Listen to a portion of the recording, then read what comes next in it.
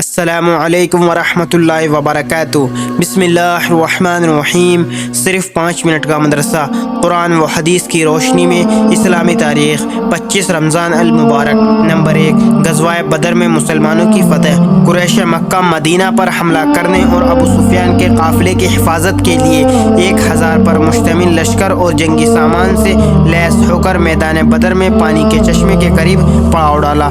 دوسری طرف حضرت محمد صلی اللہ علیہ وسلم 17 رمضان المبارک سن 2 ہجری میں صحابہ کرام رضی اللہ عنہ کو لے کر میدان بدر پہنچ گئے۔ مسلمانوں کی تعداد 313 یا کچھ زیادہ تھی۔ ان کے پاس صرف 17 اونٹ، 2 گھوڑے اور 8 تلواریں تھیں، مگر مسلمان اپنی تعداد کی کمی اور بے سر و سامانی کے باوجود شہادت کے شوق میں بہادری کے جوہر دکھانے کے لیے بےتاب تھے۔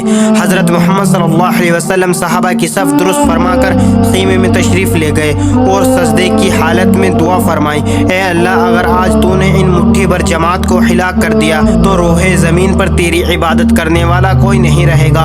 اللہ تعالیٰ نے آپ صلی اللہ علیہ وسلم کی اس دعا کی برکت اور صحابہ کی جانثار کی بدولت مسلمانوں کو شاندار کامیابی عطا فرمائی۔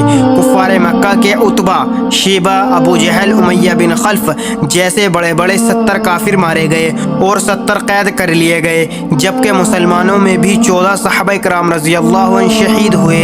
نمبر 2، اللہ کی قدرت۔ ایک عجیب پرندہ بئی نامی ایک چھوٹا سا پرندہ ہے جو اونچے اونچے درختوں پر اپنا گھونسلہ بناتا ہے۔ اس کا گھونسلہ سرخی کی طرح ہر طرف سے بند ہوتا ہے، صرف ایک طرف سے جانے کا راستہ ہوتا ہے، اس میں بارش کا ایک قطرہ بھی پانی نہیں جا سکتا۔ اس گھونسلے میں اپنی ساری ضرورتیں پوری کرنے کا الگ الگ انتظام کرتا ہے، یہاں تک کہ روشنی کا انتظام اس طرح کرتا ہے کہ ہر دن ایک جگنو پکڑ کر لاتا ہے اور اس کو گھونسلے میں پھنسا دیتا ہے اور وہ جگنو رات بھر روشنی دیتا رہتا ہے۔ غور کیجئے کہ وہ کون ہے جس نے ایک چھوٹے سے پرندے کو انسانوں کی طرح ایسے ہنر و فن عطا کیے۔ یہ سب اللہ کی قدرت کا نمونہ ہے۔ نمبر 3، ایک فرض کے بارے میں، حج کی فضیلت۔ رسول اللہ صلی اللہ علیہ وسلم نے فرمایا: اے لوگو، تم پر حج فرض کر دیا گیا ہے، لہٰذا اس کو ادا کرنے کی فکر کرو۔ فائدہ: جو کوئی اپنے گھر کے نان و نفقہ کے علاوہ حج کرنے پر قدرت رکھتا ہو تو ایسے شخص پر حج کرنا فرض ہے۔ نمبر 4، ایک سنت کے بارے میں، عیدگاہ ایک راستے سے جانا، دوسرے سے آنا۔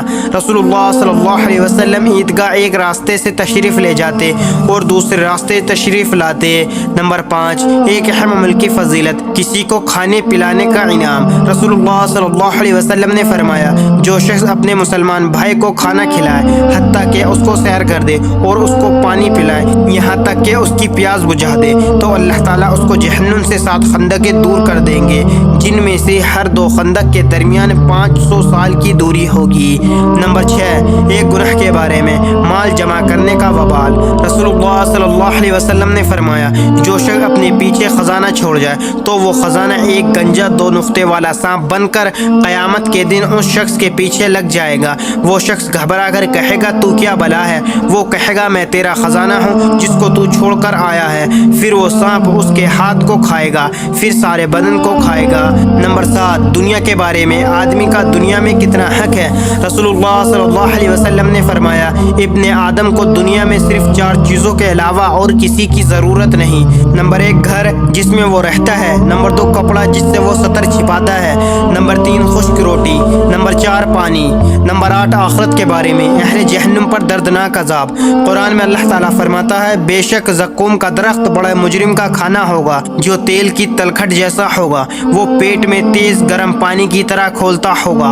کہا جائے گا: اس گنہگار کو پکڑ لو اور گھسیٹتے ہوئے دوزخ کے بیچ میں لے جاؤ، پھر اس کے سر پر تکلیف دینے والا کھولتا ہوا پانی ڈالو، پھر کہا جائے گا: عذاب کا مزہ چکھ، تو اپنے آپ کو بڑی عزت و شان والا سمجھتا تھا، یہی وہ عذاب ہے جس کے بارے میں تم شک کیا کرتے تھے۔